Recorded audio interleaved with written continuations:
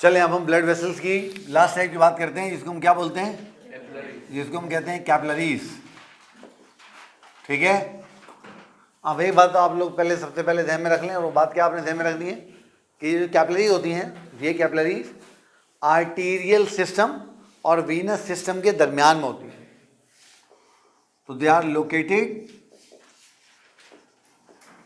Between arterial system and venous system। तो ये बात आप लोगों ने ध्यान में रखनी है कि आर्टीरियल सिस्टम और वीनस सिस्टम के दरमियान में होती है। क्या मतलब हुआ, आसान जबान में ये देखें। अब होता क्या है, लेट सपोज कि ये आपकी सबसे छोटी आर्टरी है, जिसके नाम हमने क्या रखा है, इसका हमने नाम रखा है आर्टीरियोल। जिसका हमने क्या नाम रखा है बेटे, जिसका हमने नाम रखा है आर्टीरियोल। जैसे ही ये आर्टीरियोल डिवाइड होता है, आर्टीरियोल डिवाइड हो गए, आर्टीरियोल डिवाइड हो गए इस तरीके से,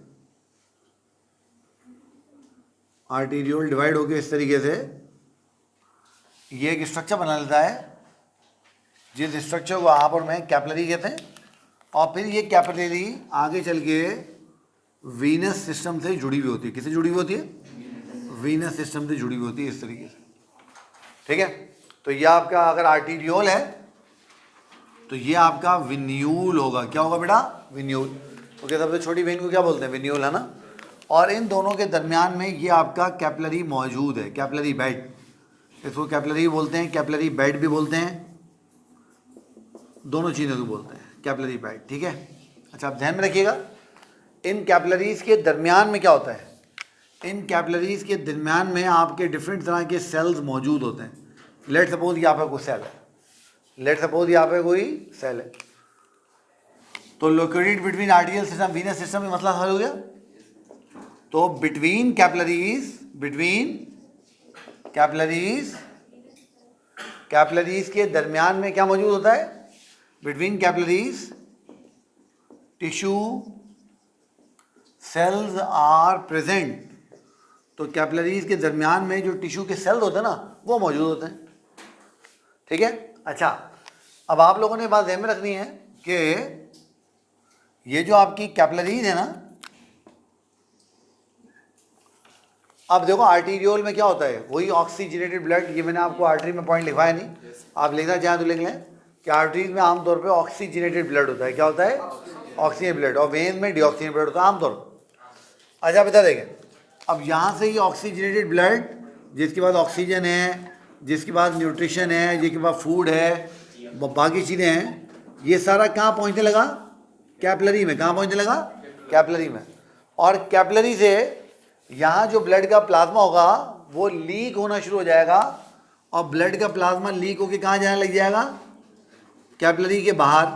ब्लड का प्लाज्मा लीक होकर कहाँ जाने लग जाएगा, कैपिलरी के बाहर जाने लग जाएगा। और बाहर से ये कहाँ चला जाएगा, बाहर से ये चला जाएगा सेल के पास। किसके पास चला जाएगा बेटा, सेल के पास। अब सेल क्या करेंगे, यहाँ से जो चीज़ लेनी होगी वो ले लेंगे, यहाँ से जो चीज़ लेनी होगी वो ले लेंगे, और जो वेस्ट होगी, जो ख़राब चीज़ होगी, वो वापस किसको दे देंगे, सेल के बाहर जो टिश्यू स्पेस है उसको दे देंगे।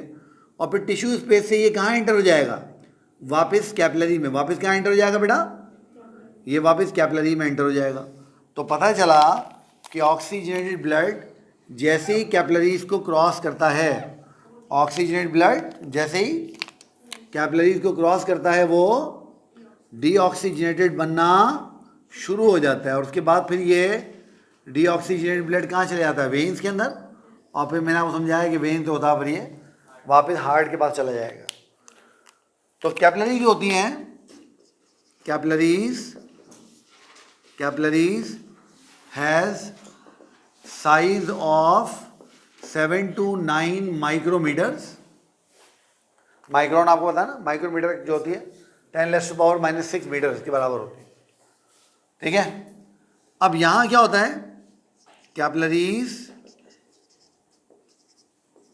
Are site of exchange of materials, capillaries क्या है बेटा, they are side of exchange of materials between blood and tissues. तो ये ब्लड और टिश्यूज के दरमियान में मटेरियल्स की एक्सचेंज होने की जगह है, यानी यहाँ पर ब्लड टिश्यूज को सामान दे देगा और टिश्यूज अपना जो वेस्ट है वो वापस ब्लड को दे देंगे। मगर यहाँ पर एक चीज़ नोट करो, यहाँ पर ये काम डायरेक्ट नहीं हो रहा है। यहाँ पर कैपिलरी ये चीज़ें किसको दे रही हैं, यहाँ पर बाहर टिश्यू स्पेस को, किसको दे रही हैं, टिश्यू स्पेस को, है ना। और टिश्यू स्पेस के अंदर तुम्हें पता है क्या चीज़ मौजूद होती है, टिश्यू स्पेस के अंदर टिश्यू फ्लूइड मौजूद होता है। क्या मौजूद होता है बेटा, टिश्यू फ्लूइड। अब टिश्यू फ्लूइड चूँकि सेल के बाहर होता है इसलिए इसका एक और नाम भी है, इसको कहा जाता है एक्स्ट्रा सेल्यूलर फ्लूइड, यानी वो फ्लूइड जो सेल के बाहर मौजूद है। या इसी का एक और नाम भी होता है, इसको कहते हैं इंटरस्टिशियल फ्लूइड। इंटरस्टिशियल बोलते हैं स्पेस को, यानी वो फ्लूइड जो स्पेस के अंदर मौजूद हो। अब देखो याद करो, मैंने तुम्हें एक चीज़ बताई थी, मैंने तुम्हें कहा था ओपन सर्कुलेटरी सिस्टम में ब्लड ही लिम्फ का काम करता है ना। देखो यहाँ पर ब्लड अलग है और टिश्यू फ्लूइड जिसने आगे जाके लिम्फ बनना है वो अलग है। ओपन सर्कुलेटरी सिस्टम में चूँकि कैपिलरीज नहीं होती और ऑर्गन्स डूबे हुए थे ब्लड के अंदर, तो ब्लड ही टिश्यू फ्लूइड का वहाँ काम कर रहा होता है। खैर बार ठीक है बेटा, बात समझ में आ गई। अच्छा, अब आप लोगों ने ध्यान में रखना है कि कैपिलरीज पूरी बॉडी में ब्लड की डिस्ट्रीब्यूशन को कंट्रोल भी करती है। मैं लिख देता हूँ, यहाँ पे किताब में लिखा हुआ नहीं है, मैं से उसको लिख देता हूँ ताकि आप लोग ध्यान में रखें, वो कभी हम पढ़ेंगे तो हम देखेंगे कैसा होता है। तो capillaries control distribution of blood in different parts of body, in different parts of body, ठीक है। अच्छा, एक और बात हमें रखनी है, कैपिलरीज को कुछ लोग डिबेट करते हैं कि ये ट्रू ब्लड वेसल की टाइप नहीं है, क्योंकि ट्रू ब्लड वेसल तो हमने पढ़ा था कि उसकी वॉल होती है, वॉल में 3 लेयर होती हैं वगैरह वगैरह वगैरह। कैपिलरी में ऐसा कुछ सीन नहीं है।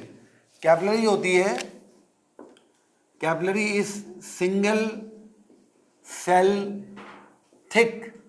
कैपिलरी होती है वो सिर्फ और सिर्फ इसकी जो वॉल होती है वो एक सेल थिक होती है, यानी ऐसा समझ लो कि जैसे हमारी ब्लड वेसल में, बड़ी ब्लड वेसल में सबसे अंदर वाली लेयर थी ना एंडोथीलियम, वो सिंगल सेल की लेयर होती है। तो कैपिलरी बिल्कुल एंडोथीलियम की तरह होती है, तो ये रिजेंबल करती है एंडोथीलियम से। ये रिजेंबल करती है किससे, ये रिजेंबल करती है एंडोथीलियम से। अब चूंकि इसमें सिर्फ एक लेयर होती है ना सेल की, इसलिए इसकी अक्रॉस डिफ्यूजन ट्रांसपोर्ट बड़े मज़े से हो जाती है। बाकी चूँकि आर्टीरियोल विन्यूल मोटी हैं तो उनकी अक्रॉस डिफ्यूजन आराम से नहीं होती है, ठीक है। तो कैपिलरी का काम क्या है, एक आर्टीरियल सिस्टम को वीनस सिस्टम से जोड़ना। नंबर टू यहाँ से मटेरियल की एक्सचेंज होती है। कैसे, ब्लड का जो प्लाज्मा है वो लीक होकर टिश्यूज के पास चला जाता है और मटेरियल की सारी एक्सचेंज होती है। ब्लड के जो सेल्स होते हैं, रेड ब्लड सेल, प्लेटलेट, वो यहाँ से क्रॉस नहीं हो सकते। तो मैं लिख देता हूँ कि blood cells, that is red blood cells and white blood cell, अपना प्लेटलेट्स, तो red blood cell and platelets can not cross capillaries. तो ये कैपिलरी से, नहीं क्रॉस का वर्ड सही नहीं, रुक जाओ, can not pass out of capillary लिख लो, कैन नॉट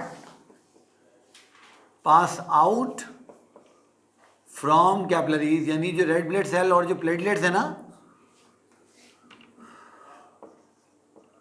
वो कैपिलरीज से बाहर नहीं निकल सकते। वो कैपिलरी से निकल के टिश्यूज के पास नहीं जा सकते, WBC जा सकते हैं। तो वाइट ब्लड सेल्स यानी WBCs can pass through capillaries